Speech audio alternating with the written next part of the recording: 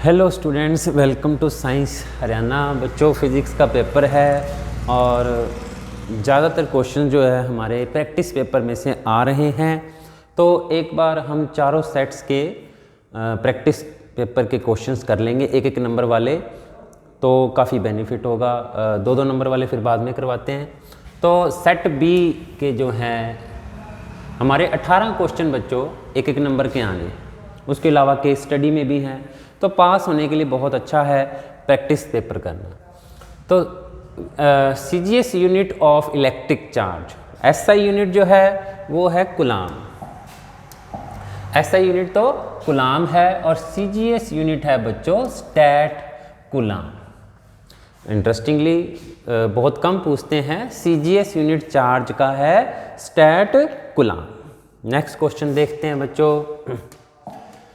एक thin convex lens of focal length 30 centimetre is placed in contact with a thin concave lens of focal length 20 centimetre. What is the focal length of combination? तो बच्चों, दो तरीके से ये question पूछा जा सकता है। एक तो पावर के रूप में भी और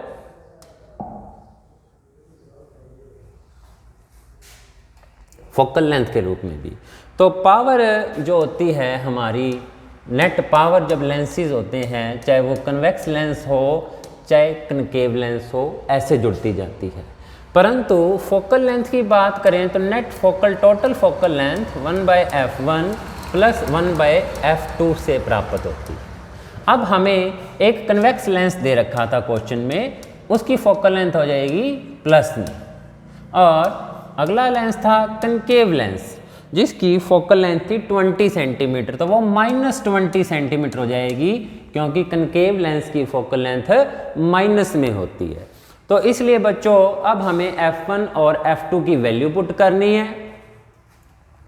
तो 1/f = 1/30 - 1/20, तो ये आ जाएगा 60, और उसके बाद ये 2 और ये हो जाएगा -3, 20 3 60 ना, -1/60।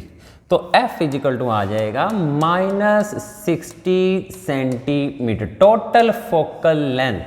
बच्चों, अगर ये इस क्वेश्चन के अंदर पावर निकालने के लिए कहते हैं तो पावर डायोप्टर में सीधा ऐड होती है, और पावर और फोकल लेंथ में क्या रिलेशनशिप होता है? P = 1/f।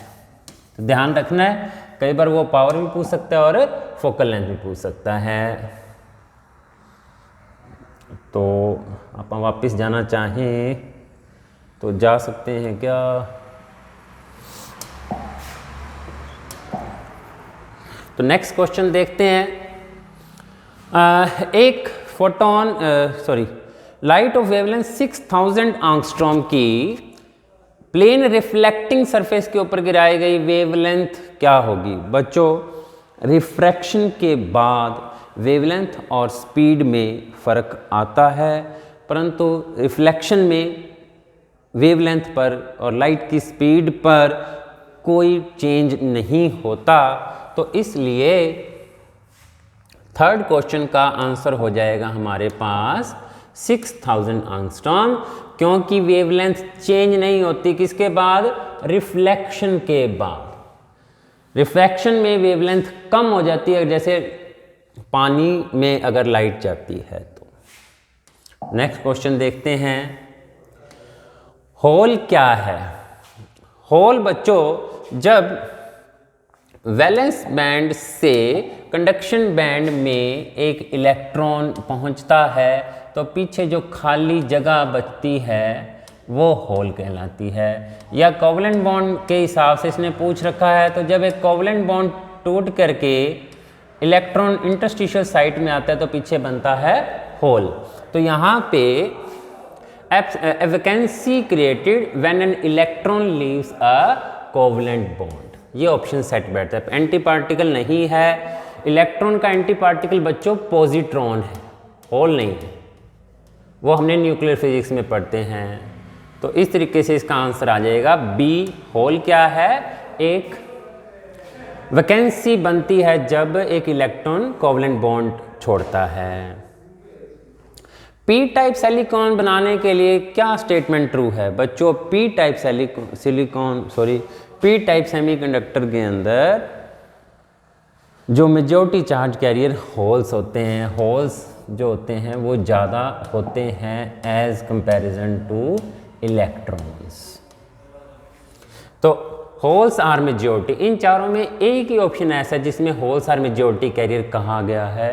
हालांकि दूसरी कंडीशन भी अगर ये होल्स आर मेजॉरिटी और भी कहता तो ट्राईवेलेंट एटम, हाँ जी बिल्कुल ट्राईवेलेंट एटम जैसे कि एल्यूमिनियम, बोरॉन इत्यादि डाले जाते हैं तो पी टाइप सेमीकंडक्टर बनता है। क्वेश्चन नंबर 6, बोहर रेडियस दे रखी है 53 एंगस्ट्रॉम, लिथियम की पहले शेल में रेडियस क्या होगी? लिथियम आयन की। तो बच्चों इसके लिए जनरल फार्मूला है, नोट कर लें, बुक में एनसीईआरटी की बुक में नहीं है, ये पूछ रखा है तो कोई नहीं। 0.53 angstrom n square by Z क्या है? एटॉमिक नंबर, क्योंकि n1 के अंदर ही पूछा है उसने, क्वेश्चन कहा है ना ग्राउंड स्टेट के लिए n क्या होता है? 1 होता है, तो n1 पुट कर देंगे। जेड लिथियम के लिए जेड होता है 3, तो r is equal to 0.53 by में 9। तो अपने को यहाँ थोड़ा सा और उलझा रखा है इसने, सॉरी 3 आएगा नीचे, पिकोमीटर में है तो 53 पिकोमीटर को किससे डिवाइड करोगे आप? 9 से, pm। फार्मूला क्या है हमारे पास? दोबारा से देख लें बच्चे, r is equal to a0 n square by Z. n1 है, a0 की वैल्यू 53 दे रखी है और z की वैल्यू लिथियम के लिए 3 एटॉमिक नंबर होता है। तो इसको सॉल्व करोगे तो ये आ जाएगा 17.67 पिकोमीटर और ये बन जाएगा हमारा अप्रोक्सीमेटली 18 पिकोमीटर। तो एक क्वेश्चन यहाँ से आना ही आना है, एनर्जी से रिलेटेड आए, हाइड्रोजन एटम की, रेडियस से आए, radius directly proportional to n square होती है। ये भी काफ़ी इंपॉर्टेंट कंसेप्ट है हाइड्रोजन के लिए या सभी हाइड्रोजन लाइक एटम के लिए। Stopping potential of photo electron depends करता है, ये भी बड़ा अच्छा क्वेश्चन लगा कि स्टॉपिंग पोटेंशियल डिपेंड करता है बच्चों फ्रीक्वेंसी पे, तो डिपेंड करता है क्योंकि फ्रीक्वेंसी का मतलब आने वाले फोटोन की एनर्जी ज़्यादा होगी तो ज़्यादा हमें स्टॉपिंग पोटेंशियल लगाना पड़ेगा। साथ ही साथ वो डिपेंड करता है मटेरियल के ऊपर भी, क्योंकि मटेरियल मान लो हमें एनर्जी ज़्यादा लग रही है फोटोन की उसको खर्च निकालने में, तो आगे स्टॉपिंग पोटेंशियल कम होगा। तो इसलिए मटेरियल पे भी डिपेंड करता है स्टॉपिंग पोटेंशियल और फ्रीक्वेंसी। ये मटेरियल किसकी बात हो रही है? जो इलेक्ट्रॉन एमीटर है, जहाँ से इलेक्ट्रॉन ने एमिट होना है कैथोड प्लेट से। 8वां question, microwaves are the electromagnetic waves with the frequency in the range of. तो माइक्रोवेव्स जो होती हैं गीगाहर्ट्ज के अंदर होती है। ये बहुत जगह एनसीईआरटी की बुक में बार बार मेंशन है जब माइक्रोवेव वाला टॉपिक होता है, तो गीगाहर्ट्ज के अंदर माइक्रोवेव की फ्रीक्वेंसी लाई करती है। अगला क्वेश्चन देखें, path of charge particle 60 degree पर एंटर कर रहा है बच्चों। इंटरेस्टिंगली ये चीज़ सबसे जरूरी है इस क्वेश्चन के अंदर देखना, अगर तो वो थीटा 0 डिग्री पर एंटर करता तो स्ट्रेट लाइन में चलता जाता। यहाँ से भी एक क्वेश्चन पक्का आना है बच्चों, डी ब्रोगली से, हाइड्रोजन एटम से और F equal to q v B sine theta equation से एक क्वेश्चन पक्का 100%। तो थीटा 0 डिग्री पे फोर्स 0 हो जाएगा, पार्टिकल स्ट्रेट लाइन में चलेगा। थीटा 90 डिग्री होगा तो पार्टिकल सर्कुलर पाथ में मूव करेगा, और अगर थीटा 0 और 90 के बीच में होगा तो पाथ हेलिकल पाथ में ऐसे घूमेगा, ना तो वो स्ट्रेट लाइन आगे भी चलेगा और सर्कल भी लेगा। तो थीटा 60 डिग्री पे कैसा पाथ होगा? हेलिकल स्पाइरल पाथ होगा। A beam of electron and proton move parallel to each other. अगर बीम पैरेलल कर रही है तो करंट अपोजिट डायरेक्शन में हो गए। इलेक्ट्रॉन की वजह से करंट अगर ऊपर है तो प्रोटॉन की वजह से, क्योंकि दोनों एक ही दिशा में जा रहे हैं, इलेक्ट्रॉन की वजह से करंट प्रोटॉन यानी पॉजिटिव चार्ज से अपोजिट होता है बच्चों। तो इसलिए ये दोनों क्या करेंगे? जो अगर सेम डायरेक्शन में हो तो अट्रैक्ट करते हैं और एंटी पैरेलल करंट हो तो वो रिपेल करते हैं, तो रिपेल ईच अदर। ऑप्शन आ जाएगा बी, रिपेल ईच अदर। 11वां क्वेश्चन बच्चों, इंटरेस्टिंगली सॉल्व करने की जरूरत नहीं है। सर्किट में दिखाया 120 वोल्ट की बैटरी, इन दोनों पॉइंट्स के बीच में पोटेंशियल डिफरेंस कितना होगा। तो बच्चों अगर ये कनेक्टेड होता तो अलग अलग पोटेंशियल डिफरेंस ड्रॉप होता हमारा रेजिस्टेंसेस के अक्रॉस, बट यहाँ पर ये कनेक्शन कंप्लीट नहीं हुआ, तो यहाँ भी हर जगह जो पोटेंशियल डिफरेंस होगा वो 120 वोल्ट ही होगा। आंसर आएगा 120 वोल्ट। अगर ये वायर कनेक्टेड हो जाए तो स्थिति अलग होगी, क्योंकि डिसकनेक्टेड है तो पोटेंशियल डिफरेंस 120 वोल्ट ही है। नेक्स्ट क्वेश्चन देखें 12वां। एक वायर है रेजिस्टेंस R की, उसको खींच के दोगुना कर दिया गया, उसकी नई रेजिस्टेंस क्या होगी। तो बच्चों जब कोई तार को खींच के लंबा किया जाता है तो उसका एरिया कम हो जाता है, लंबाई तो बढ़ गई, एरिया कम हो गया, तो R क्या होता है, रहो में तो कोई फर्क नहीं आया। अगर जैसे प्री बोर्ड में आया हुआ था रजिस्टिविटी आया हुआ था, तो रजिस्टिविटी पे no change, resistance length double होगी, एरिया आधा हो गया, तो रेजिस्टेंस 4 गुना हो जाएगी बच्चों। जनरल फार्मूला याद रख लें, R=R'=N²। अगर 2 गुनी कर दी खींच के तो 4 गुना, और 3 गुनी कर दी लेंथ तो 9 गुना हो जाएगी, तो 4 गुना हमारा आंसर आएगा 4 टाइम हो जाएगी। फिर सुन लो, रजिस्टिविटी पे कोई फर्क नहीं, अगर ये खींच के डबल की लेंथ तो 4 गुना, और अगर एक L लेंथ की और रेजिस्टेंस जोड़ दी तो 2 गुना। 3 क्वेश्चन बन जाते हैं एक क्वेश्चन के अंदर ही। लेंजिस लॉ किस पर आधारित है, कंजर्वेशन ऑफ एनर्जी पर बच्चों, कि जब हम वर्क करते हैं वो इलेक्ट्रिकल एनर्जी में कन्वर्ट हो जाता है। 14वां क्वेश्चन, लेंजिस लॉ पता भी होना चाहिए, डेफिनेशन आ सकती है 2 नंबर में। हाई फ्रिक्वेंसी पर कैपेसिटर की रिएक्टेंस पर क्या प्रभाव पड़ता है, तो हमारे पास सीधा सीधा फार्मूला है XC=1/ωc, तो इन्वर्सली प्रोपोर्शनल हो गई फ्रीक्वेंसी के कैपेसिटर की रिएक्टेंस, तो ओमेगा बढ़ेगा तो XC कम हो जाएगा। ठीक है बच्चों। नेक्स्ट क्वेश्चन देखें, assertion and reason. Assertion and reason में ऑप्शन ए चूज करना होगा जब दोनों सही हों और आर सही एक्सप्लेनेशन हो ए की, असर्शन की। आइए देखते हैं।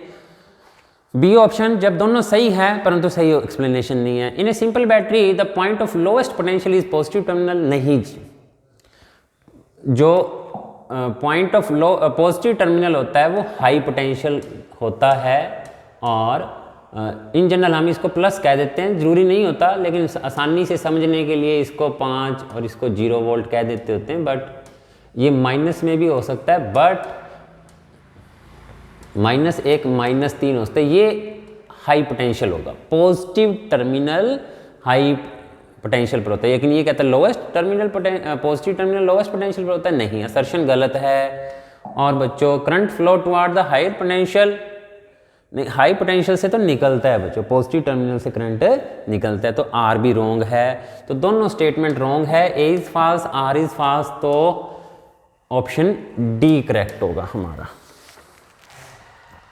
तो बच्चों ये जो पीडीएफ मैंने बना रखी है सभी क्वेश्चन को एक्सप्लेन करके, ये पीडीएफ scienceharyana.com पर मिल जाएगी, या वैसे फिजिक्स के ग्रुप्स जो हैं आपके टीचर्स के मैं शेयर कर दूंगा वहाँ सीधा पीडीएफ मिल जाएगी, या आप scienceharyana.com पर इसकी पीडीएफ डाउनलोड कर सकते हैं। नेक्स्ट क्वेश्चन देखें। At resonance the inductive reactance is equal and opposite to capacitive reactance. हाँ जी, रेजोनेंस के ऊपर क्वेश्चन पक्का आएगा 3 नंबर का। XC=XL होता है at resonance. In series LCR circuit the inductive reactance is equal and opposite to capacitive reactance. जरूरी नहीं है, ए तो करेक्ट है परंतु आर फॉल्स है, तो इसके लिए हम कौन सा ऑप्शन चुनते होते हैं? A is correct, R is false, तो ऑप्शन सी आएगा। A is correct but R is false. Photo electric effect demonstrate करता है वेव नेचर, नहीं जी, particle nature. Photo electric effect किसको बताता है? लाइट के पार्टिकल नेचर की। तो ए फॉल्स हो गया बच्चों। Number of photo electron is proportional to frequency of light, नहीं, जो नंबर ऑफ फोटॉन्स होते हैं वो तो डिपेंड करते हैं, ये तो एनर्जी डिपेंड करती है फ्रीक्वेंसी पर, नंबर ऑफ फोटोन तो इंटेंसिटी पर निर्भर करते हैं, तो दोनों ही गलत हैं, इसलिए ऑप्शन डी आएगा। बाल्मर सीरीज विजिबल रीजन में लाई करती है, हाँ जी। हाइड्रोजन स्पेक्ट्रा से बच्चों 2-3 क्वेश्चन मैं कहता हूँ सबसे इंपॉर्टेंट है हाइड्रोजन स्पेक्ट्रा स्टडी करना। तो हाइड्रोजन स्पेक्ट्रा में बाल्मर सीरीज विजिबल रीजन में लाई करती है, हाँ बिल्कुल सच है। बाल्मर का मतलब विजिबल रीजन होता है, नहीं, ये बात गलत है। तो A is true, B is false, तो ऑप्शन है सी चूज करना होगा आपको। तो बच्चों उम्मीद करता हूँ अभी एक वीडियो सेट 1 का भी बना दूंगा। 4 दिन हैं अपने पास पेपर की तैयारी के, खींच के तैयारी करो, प्रैक्टिस पेपर जरूर करो। Thank you.